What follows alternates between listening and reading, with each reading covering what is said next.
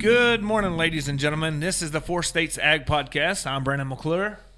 I'm Dustin Clardy. I'm Mattie Wine. And we will be talking about the livestock show and rodeo, along with some other things that's happening around our neck of the woods. Miss Wine, it's good to be back here for this podcast, and I guess we'll just jump right into it, and we'll start talking about the livestock show that's starting to come up. But actually, let me back up a little bit, because before we do the livestock show, the McCurtain County Free Fair, you got to have funds to kind of support these kids. And what we have here for a big fundraiser is the McCurtain County Free Fair Rodeo, which is coming up August 6th, 7th, and 8th. So, Mr. Clardy, you've been around this area a lot. Miss Wine, you've around Houston, livestock show and rodeo. You probably got to go to a lot of the rodeos there as well. But I will tell you, our fair board here at McCurtain County, I travel all over the country doing rodeos and stuff. The McCurtain County Fair Board, they put on an excellent professional rodeo here. Oh, for sure. And they each night they honor different entities of the county, and I think they're doing some military veterans, trying to find some veterans to honor. This is really a great deal that happens. Yeah, Jared Campbell, he's part of the Fair Board members. One thing about him, not only is he just part of the Fair Board, but he announces some rodeos, plays music for some rodeos and stuff throughout the year. So he knows what it takes to do a production and stuff. So you can see some top-notch cowboys and cowgirls from around southeastern Oklahoma, northeast Texas, southwest Arkansas. You'll see them coming here because the United Professional Rodeo Association, they will sanction this event, and ultimately they'll bring in the cowboys, but we'll put on a show because you'll see Kenny Steels and the motorcycle people there that will be performing at the end of the rodeo. That's really cool to see them come and jump over records and jump over vehicles and things of that nature. And, of course, you know, who knows? We might get Miss Wine out there in the barrel this year. Yeah, maybe. We'll see. Wouldn't that be cool, Mr. Clardy, to see Miss Wine get in the clown barrel? That would be awesome. Yeah. So what we need to do, we need to hit Facebook, and if we can get... I might be sick. What do you think? If we can get 500 likes, put you in the barrel? And some medication. Because you're going to be sick. You got to make sure it happens. So, if you get 5,000 likes, No. We're in McCurtain County, 500. We got to do 500 likes. 1,000. 1,000 likes. No. She said it. Yep, Clear. you heard 1,000 it. likes. You heard I it. should have done So, 1,000 y'all hear likes. this Four States Ag Podcast. Y'all look up the IWFFA Facebook page, because we are going to do 1,000 likes to see if we get Miss Wine in the clown barrel. Yeah. Oh, I think it'd be great. Yeah. I think it'd be great. So, I bet you do. Yep. Have you ever been in the rodeo arena during the rodeo, Miss Wine? Mm-hmm. I used to barrel race. Oh, really? Yeah. Okay. I Back in my prime. realize that. Mm-hmm. So she's a professional. Around barrels. Around barrels. It's been about 8 years. Around barrels. There you barrels go. to barrels. So let's talk a little bit about the McCurtain County Free Fair that's coming up the 1st of September. Mr. Clardy, you've been, so let y'all know, so Mr. Clardy and myself, we used to be competitors showing heifers back in the day at the McCurtain County Free Fair. Of course, they had all the money and stuff. We had to just go out there and grab stuff out of the pasture. Whatever. But so we go way back, born and raised in the McCurtain County Free Fair. And, of course, I was gone for about 15 years, got a chance to come back, and here we are. This will be my 5th year as an ag teacher here with the McCurtain County Free Fair. So tell us a little bit about the fair, what all's in the fair. Well, it's an annual event that we have, and it's had for long time. I don't know how many years. I don't want to misquote anything and say how many years, but More than 5. Yep. I ain't gonna tell you how old I am and how long it's been since we've been there as a student, but I know my parents and my grandparents showed there, so it's been around for a long time. It is a free fair. Okay, everybody's welcome. They have a carnival that comes in, and they have several things going on with the carnival with armband night and stuff. And go support that carnival, because that company of that carnival buys animals at our premium sale. So that money that y'all spend there, they turn around and support our kids as well. Hey, I got a question for you. You said armband night. This is the rodeo clown in me. What happens if somebody shows up with no arms? They get banded. Agriculture style or what? Yeah, agricultural style. Yeah, that's the Just whole curious. point. Okay. That's the whole point. But so there's animals there. The kids bring a lot of animals, and they're show projects and things of that nature, whether it be pigs and steers and heifers or sheep and goats. And the kids that work on their projects all year long, they come and showcase it.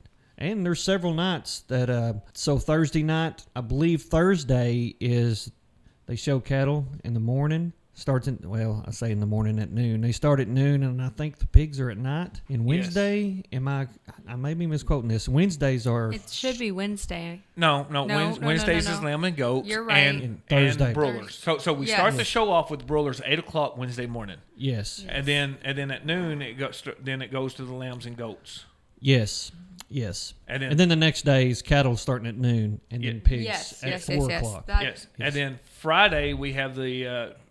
Actually, let's back up. On Thursday is the Ag Mechanics show as well too. Yeah, and then they have the Special Olympics show. The Special Olympics on Thursday and Friday, guys. This is a show in the ring. Oh my God! That is the most awesome thing to watch those kids get out there with an animal and show their faces that light up. It's just amazing.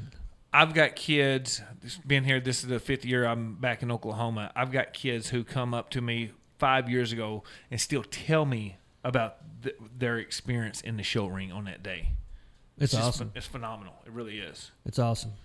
Very inspirational to watch. So let's dig a little bit deep into this right here in the McCurtain County show, or the show as well, because guys, not only do you got the McCurtain County Free Fair coming up in the 1st September, but you have 4 States Fair. So the 4 States Fair and Rodeo used to be together with the Carnival in the middle of September. Well, they kind of broke it off, and then now they have the fair during September, and then they have the Carnival and stuff at the 4 States Fair, and this is in Texarkana. They have it in the spring.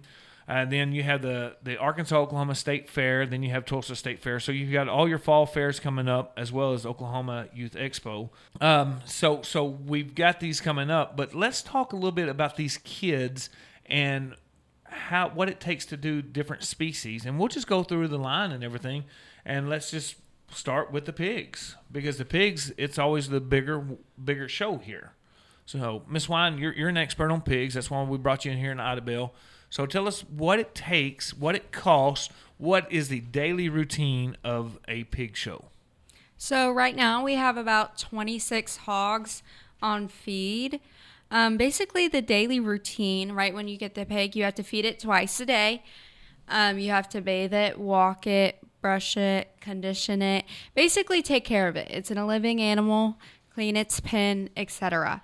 A lot you don't realize they have to do is math with feed ratios. They need to calculate how much weight they gain per week and see if we need to change the feed, do a different feed, or if we need to go up on the feed as well. So I actually have the students do that math and send it to me, and then majority of the kids actually walk through and they're learning with me, okay, this is how we're going to feed because of the weight gain, and we calculate it by county. The free fair. So a lot of the kids are actually doing math, which a lot of people would not think they were doing when showing an animal. So on the feed, just any type of feed? I mean, so you mentioned about the feed. Can we just go down to the local corporate spot down here and pick up a bag of all stock, or what's the feed got to do with animals? So the feed that has to do with pigs especially, it depends on if they gain fat or muscle mass. You can't just go down and get random pig feed that you would buy for a slaughter pig. These students are buying show feed, and so they have had to calculate the percentage of protein versus the percentage of crude fat, and etc. So we just kind of walk through and see how much they're gaining, what they look like. If they're too fat, we put them on a more protein. If they're too slim, we put them more on a fattening feed. So it's kind of just basis per pig. You mean to tell me Charlotte's Web was wrong? Because that's all he was a prize-winning pig, and all they fed was slop. Slop, I know. So do you do any type of slop on these pigs? Yes, actually. So about this time, we call it called slopping. And it's basically where if they have multiple feeds, they mix into one with oats. They put it in the bucket and they add water, and we call it slop. So it's not technically the slopping you see in Charlotte's Web, but we do have a term for it called slop, and they just add water to it. So you've got these right here, the slop and the pigs. You're talking about the proteins. You got lysine that you put in there that is kind of just a build of muscle and stuff. Is this all USDA approved? And can you eat this stuff? I mean, like is it very good for consumables? Like if I go down here and get one of your students' pigs to eat, is that safe? Oh, yeah. It's all USDA approved. Okay. So there's regulations that are put in place to make sure, for one, for animal welfare, so that way you're not putting stuff in these animals that you wouldn't want to consume. So it's all legit. It's all legal. It's whenever you're talking about manipulating these bodies and stuff, I guess the protein will add more muscle but aren't you wanting a lot of muscle? And you're talking about this fat and stuff, because I want a big old fatty pork chop. Let me tell you, I had some good pork chops this past week in Florida. Oh my God, it was great. Sorry. But anyways, so the feed, what is the ultimate purpose, the perfect pig that you've got? So you're talking about the feed and stuff. What are you trying to do? What is the ultimate goal of this pig? And how do you win? And what does it take to win a show? What pig does it take to win a show? So I mean, like if I'm out here looking, a pig is a pig, okay? Your average person, how do they judge these? What are they judging on?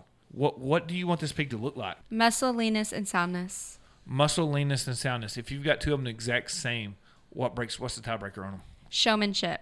Oh, okay. So what do you mean by showmanship? Showmanship is how the shower works with their animal. So what they have to do is they have to make sure the pig's head's up. They use this thing called a whip, and that's how they guide their pig, making sure the pig is calm and relaxed and listening as well. Also, it being completely clean, brushed, well-groomed, etc. Just basically how the shower is acting in the ring with their animal. Oh, so they're trying to present this animal in the best possible way that they can. Yes. Okay. Now, so out of all the breeds and stuff, what is the best breed to show here in McCurtain County? I would say crosses. What do you mean cross? It is basically not a purebred. Two breeds mixed together. Yeah, let me go back. It is two breeds mixed together. So you can have a light cross and a dark cross. Now, at McCurtain County Show, they do show the light crosses and the dark crosses together. But I'm a little confused on this right here, or some of the listeners may be a little confused. What do you mean by light cross and dark cross? It's just basically the color of the animal. So if they have black in it, it's a dark cross. If they're mainly white / pink, as some people would say, it is a light cross. Okay. So I want to throw this right here at you, because I know you talked about 26 pigs that Idabel has. Now, guys, that's just Idabel. There's about 120-something pigs that has the potential of showing up at the show this year. But they have this pig called a Hereford. So where's that Hereford going to fit in this year? So if you've never seen a Hereford pig, let me tell you, it's a Duroc with a white face. Just like a Hereford cow. Just like a Hereford. But so the Hereford cows, you've got black Herefords. I wonder if we're going to have some black Hereford pigs eventually. Yeah, I don't know. I don't know how pure those are. But anyway, so ultimately it'll wind up being put in with the crosses, the crossbred pigs. Okay. And then, so I talked about the Hereford pigs. And then at our county show, you have Berkshires, you have Chesters, Yorkshires, Durocs, Spots, Polands. What am I listening? You say York? I did say Yorkshire. Kind of like my wife. Don't even listen. Huh? But anyway, so they have these purebreds as well too, and they show just against themselves. And ultimately, the top three in every class make the sale. So they will sell 9 Yorkshire pigs. They'll sell 9 Hampshires. I didn't say Hampshires. Oh, Hampshire. So they will show those, and they are going against themselves. So ultimately, every breed of pig, or every breed of animal as it is, they have certain characteristics that you want. And typically, a purebred will never compete against a crossbred, because the Duroc's going to bring something to the table that the Hampshire's not going to have. The Yorkshire's going to bring something but if you cross them together, and then you can kind of get both of those little things out of those species to get ultimately the perfect pig. So you take your Yorkshire or your Yorkshire appearing pigs, and I say appearing pigs because you have a committee that looks at them and they're like, okay, they're all white.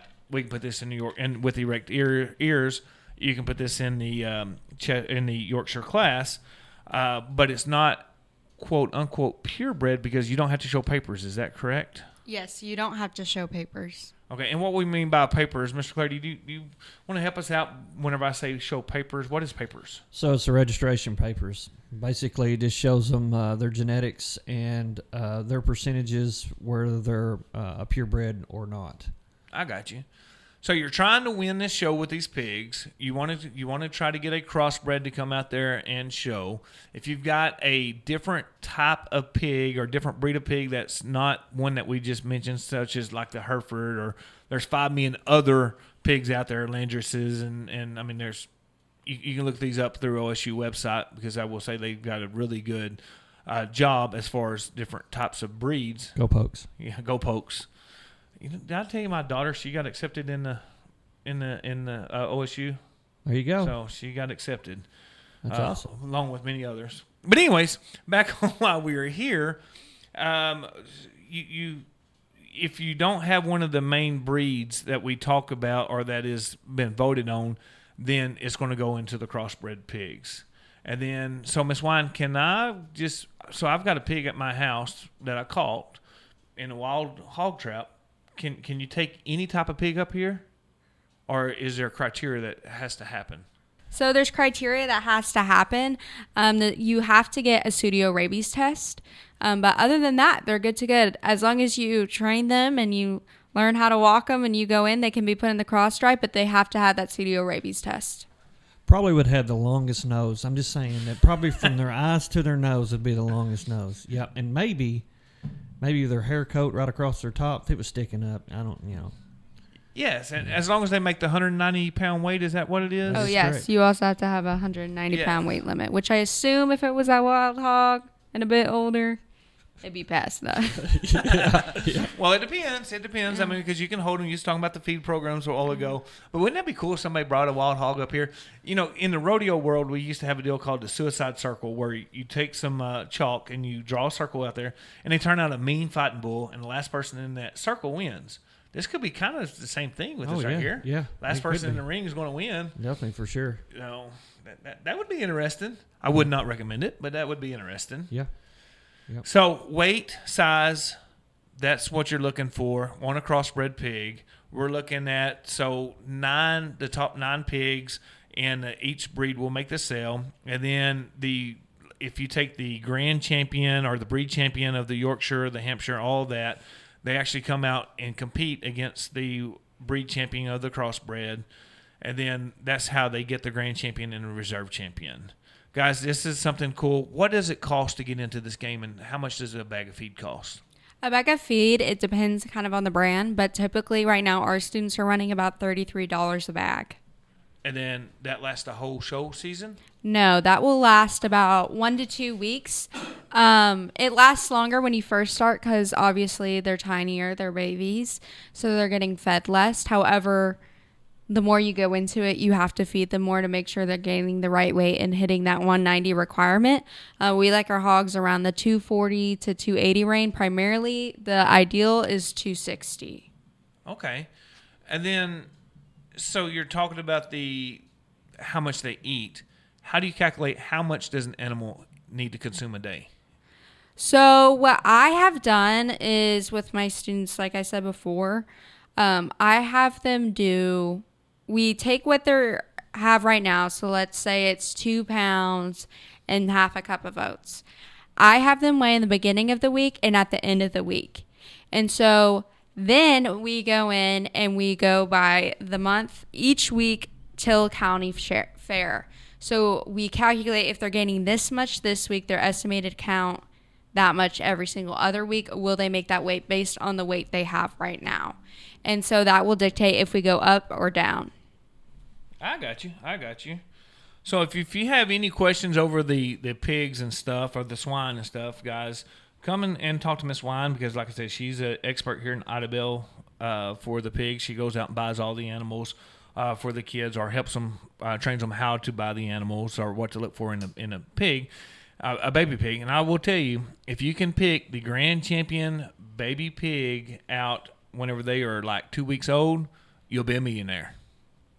How much? So speaking of millionaire, kind of give us a little bit of the different prices of pigs.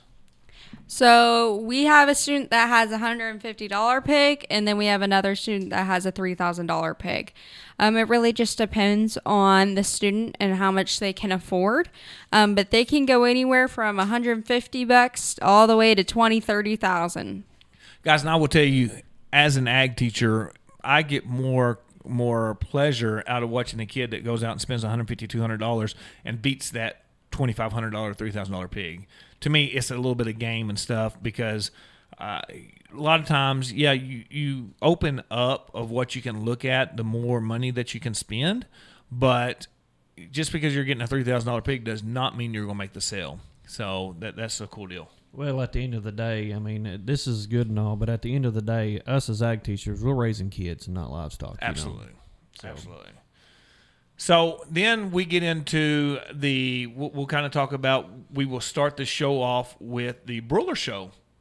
So I introduced the Broiler Show to McCurtain County 4 years ago, so this will be the fourth year that we've had the Broiler Show. And to me, I love this. I love this right here because it is the most fairest part of the show that you do, in my opinion. Because you get all the pigs. You don't get any pigs with the broilers, No, okay? You don't get any pigs. That's a chicken bacon sandwich. Yeah. Anyway, you get all the broilers. So Tyson donates the broilers. So you get all the broilers at the same day. They're all hatched at the same time. And when we get the chickens, guys, you don't know which chicken's going to be the biggest whenever you first get them. Dustin, you raise, 80,000 chickens every 6 weeks or so. Can you go out there and see which chicken's going to be the best chicken? I cannot. I can't even tell if they're all going to be. So when they come in, I've always wanted to because we pick up dads every day, right? So I always wanted to tag one of those birds to see if that bird makes it the whole way out because they all look the same. So you can't tell. Well, now they do have tags now, though, because you can actually, they're called wing bands. You put in their wings and stuff, so we can actually do that now if you want to, because all of our chickens are banded. Yeah, but I can't. I know. I can't do that. Tyson won't allow that because they're very, very strict stuff. Matter of speaking, like the kids that we have here that showing chickens, Dustin, you can't even go and look at those chickens. I can't even go and look at them. Nope. But you do look at them because I show you pictures. I see pictures of them, yeah. You know, we do live stream or whatnot. But so the top two, the grand and reserve champion, will make the sale at the show. And the first year that we did this, the most expensive project was the chicken. The grand champion broilers and the reserve grand champion broilers brought more money than any other species there. Miss Wine was talking about $33 a bag of feed a while ago for these animals, spending $1,500 for a pig. Guys, you'll have about $150 tied up in the feed for the broilers, and if you don't make the sale, you're going to have 25 broilers that you can eat at the end of the day. And who doesn't like good chicken? I do. You don't like good chicken, or you like good chicken? It depends on the day.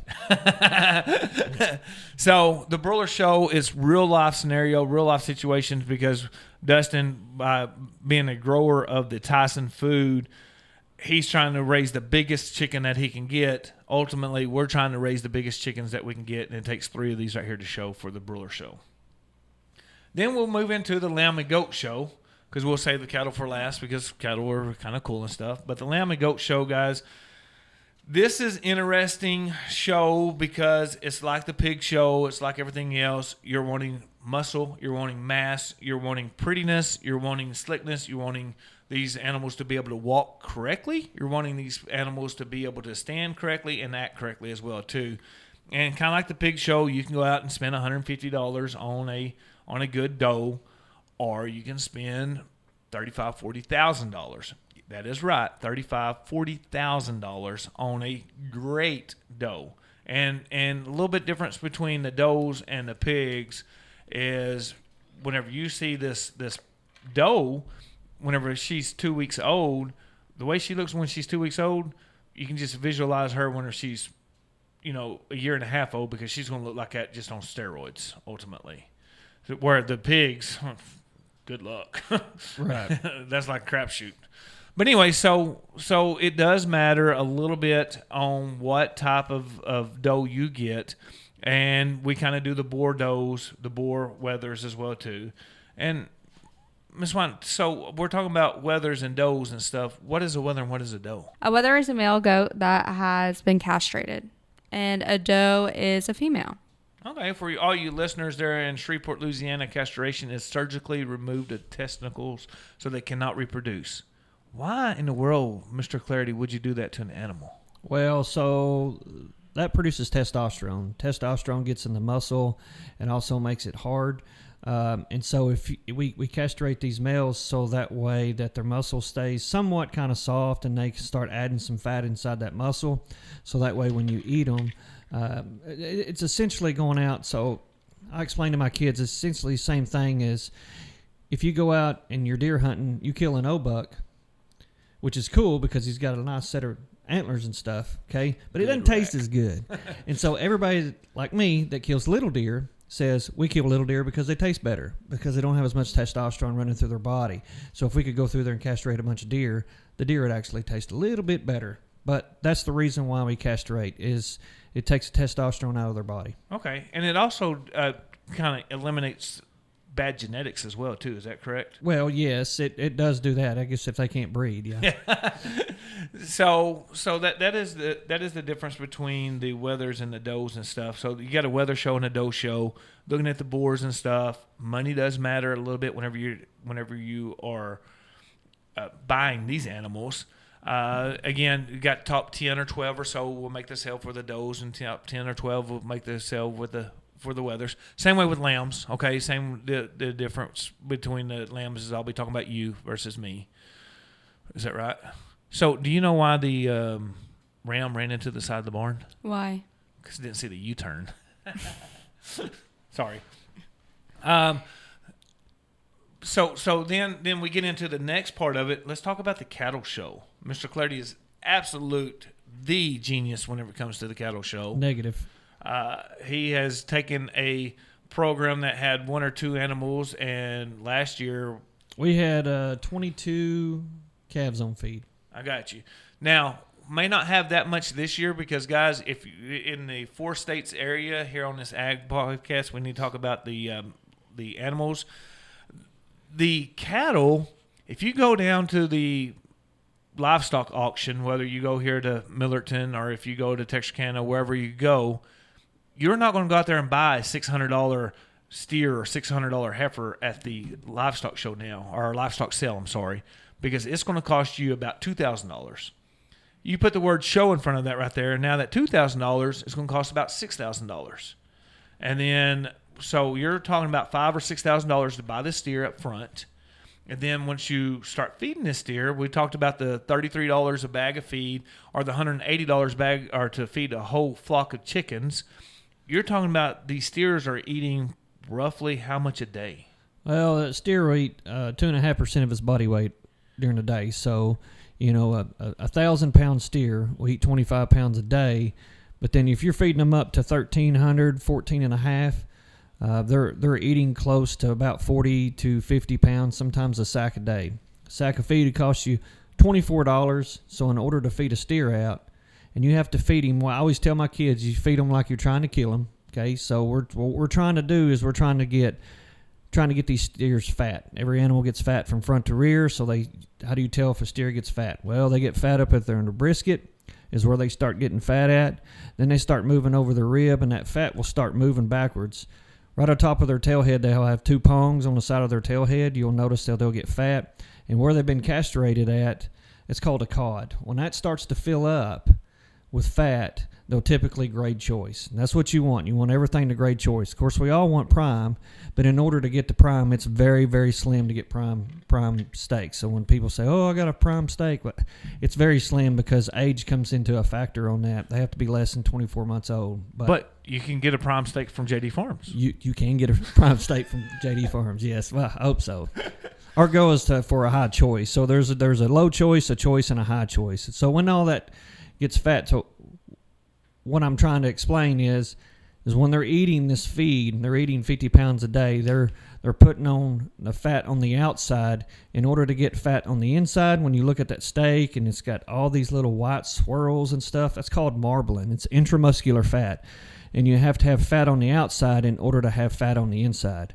which will also make your steaks very, very, very tender. And so that's why we do what we do. So in the steer world, we're looking for muscle, because muscle is what you eat. So muscle, finish, and balance. They have to balance out. The heifers, we want body. We want body, and we want volume, and we want structure. So where does females carry their babies? They carry their babies in their belly. Actually, that's a non-technical term, but it's what we tell kids. They carry babies in their midsection. So we want their midsection to be big. That's called volume, how much volume that they have, because the more room that baby has to grow, the better that this baby's going to be. So you want body, all right? And now you want femininity because you want them to look like a female, but then you want structure, because if we bred non-structured cattle, even in the show world, if we bred non-structured cattle, once you put them out on the land, as a cow, because at the same day, they got to be a cow, right? So you put them out there and then they get crippled. We want to make sure we get structure. So those are some of the things that we do. The main thing on the cattle deal, though, it's like a beauty contest. So it is a hair game. So we want to have these calves with lots of hair. The daily routine on a calf varies throughout the year, but let's say on a heifer, You'll get her up. You'll wash her every day. You don't wash her with soap every day. Just like most females will tell you, they don't wash their hair with soap every day. What does it do? It dries their skin out. So you'll rinse every day to cool them off, because when it's cold, it gets chilled and they grow hair. Excuse me. But we'll wash with soap and conditioner at least twice a week. And then we have a humongous blow dryer. And this blow dryer, we blow them out. And we blow till we get them dry, and then we blow some more, because we got to make sure their skin gets dry. If their skin don't get dry, their hair may be dry, but if their skin don't get dry, they get rain rot. And so we want to make sure that they get dry. And then you can fluff that hair up and make them really fluffy. And then me as an ag teacher will come in and cut a lot of it off. And so... and we do that because we can shape them into the shape that we want them to be. I can hide flaws, and I can make things better and bigger and things like that. And so it is a hair game. And magical game, because if you see these magicians do magic, do illusions and stuff. Ultimately, that's what you're doing on some of these right here, is illusions. Oh yeah, it's a neat deal. But now I will tell you, as an ag teacher too, one of the coolest things that I've seen. Of course, I was in Florida this past week, and my phone was getting blown up, and I just absolutely love this right here, looking at these pictures and stuff, because we said earlier, we're raising kids. We're not raising animals. We're raising kids and stuff. And you take one of our kids that you hauled to Texas to this past week to give him an experience with a calf, which is ultimately what you're trying to do with these heifers, right? Talk about this kid and what did you do? Okay, so we have a kid named Jalen Ghostin. This kid is so awesome. So instead of going out and buying a show heifer, what he wanted to do, he wanted to present what he raised. So he went out in his pasture. We picked out a heifer. He broke her. Now, it kind of broke him a couple of times too, because after about 15 stitches in the knee, but we finally broke this heifer. And lots of miles we've all traveled to catch this heifer when she gets out. This heifer has been to Walmart, it's been to town, it's been everywhere. She is a jumper, but right now she is so gentle. It is amazing. So he wanted to get her bred. So we set her up. And what I mean by setting her up is we brought her to my house. We put her in a chute. We gave her a hormone shot. And then we put a cedar in her, and what that does is that times her cycle. And so in 7 days, we pulled that cedar. We gave her a shot of lute to speed the process up of releasing that egg, and then we had some semen that we purchased. We took her down to Emmett Cap there in Clarksville, Texas, and he was so awesome with Jalen. He showed the whole process on how he done it and the things that he done, and then he explained it. And the coolest thing was, it didn't take very long. It didn't take 10 minutes to do 2 heifers, and we loaded them back up, and Jalen got in the truck and goes, "That's cool, Mr. Clardy. That's the coolest thing I've seen." And you talking about making my heart swell. That was so awesome to see him. This kid's going to be, I feel like he can go to college, and this is something that he can do. And which is awesome to be a AI technician. Well, and ultimately, that's our raises. That's our pay, because we don't do this right here for the money. We do this for that light that comes in these kids' eyes. Oh, it was. I mean, it's awesome. That's why I was sending pictures to you. I was like, "Look at this. This is so cool," And so he really enjoyed it. So like I said, we're raising kids. We're not raising livestock. Seeing these kids gloat and seeing these kids excel on things that they would have never had this opportunity to do. Because I was saying I was in Florida earlier and up there on the beach and stuff, and I was talking to people from all different states and stuff. And I was talking to some people from New Orleans and stuff, and they're like, well, what do you do? I said, well, I'm a high school ag teacher.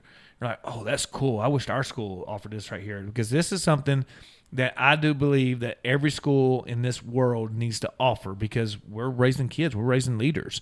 And there's a lot of states out there that's defunding the ag world. So, guys, make sure that y'all are, if you're following us, make sure that you're talking to your state representatives and stuff, and give us that extra little bit of boost, because it costs a lot of money for us to go down there to travel across state lines.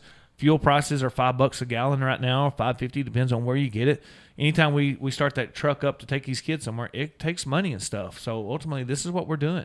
Well, and it's for the love of the kids. This is why we do what we do, and we like to see them. We like to see them succeed. That's kind of our drug, I guess, is to see them exceed. And all of the show and the county fair, all of the things that we're doing for the county fair, we all like to win. Don't get me wrong. That's the fun part. But the really good part is, like you said, we are raising kids. These kids is work their tails off in the heat. It was 104 yesterday, and these kids are out working their animals and trying to keep them cool. It's a responsibility.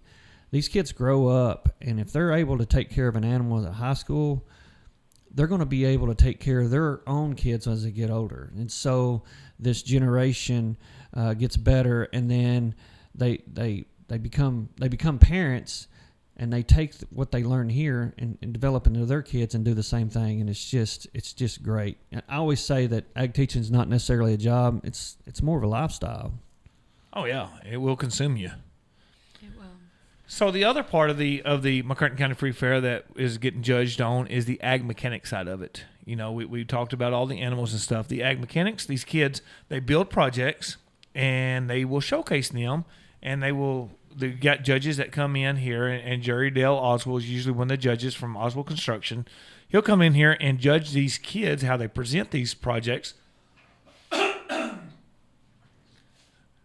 and he will criticize how they build them and stuff too, because these kids, they're not making junk. I mean, we've had kids make trailers, make livestock chutes, we've made fenders, just all kinds of cool things that they build. So this is something else that they can showcase their talent, because ultimately we're trying to get these kids to have as many experiences in the agriculture world as you possibly can.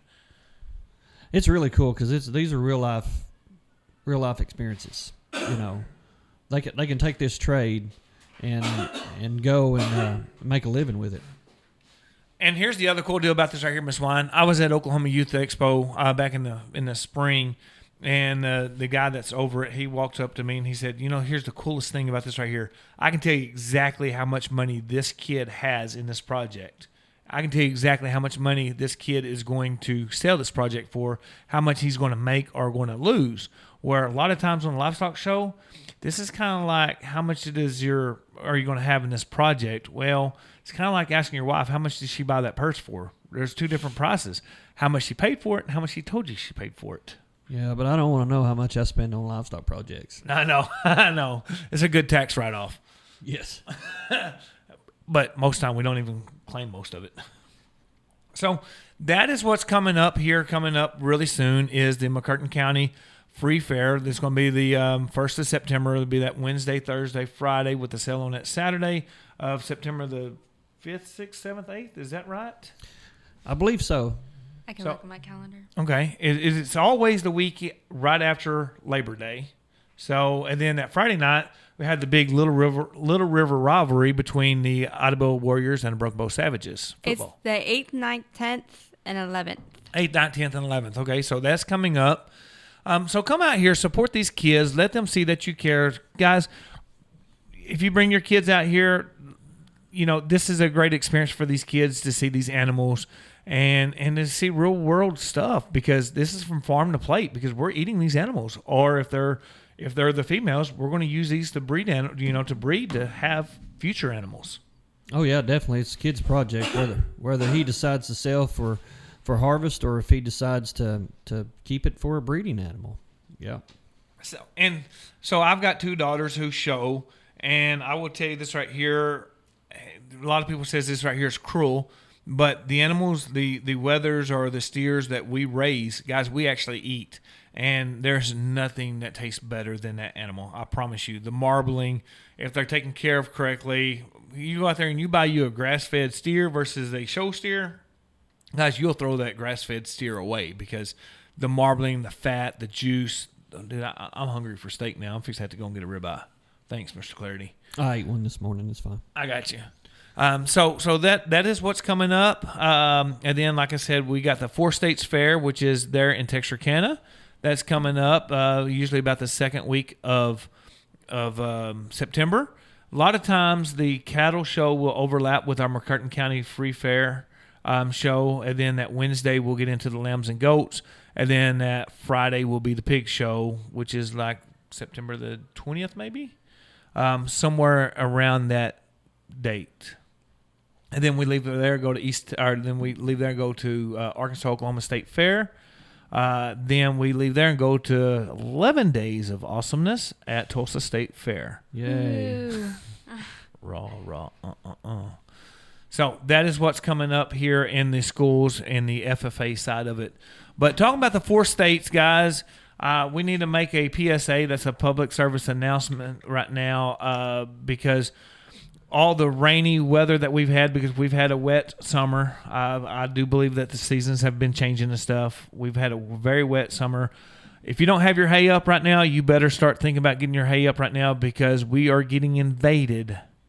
We are getting very invaded in a little low insect that will cause millions of dollars in damage, the Prodenia, which is also known as the armyworm. It'll definitely, you'll notice the changes overnight. Overnight, yes. They can wipe out a 640-acre field in a matter of hours.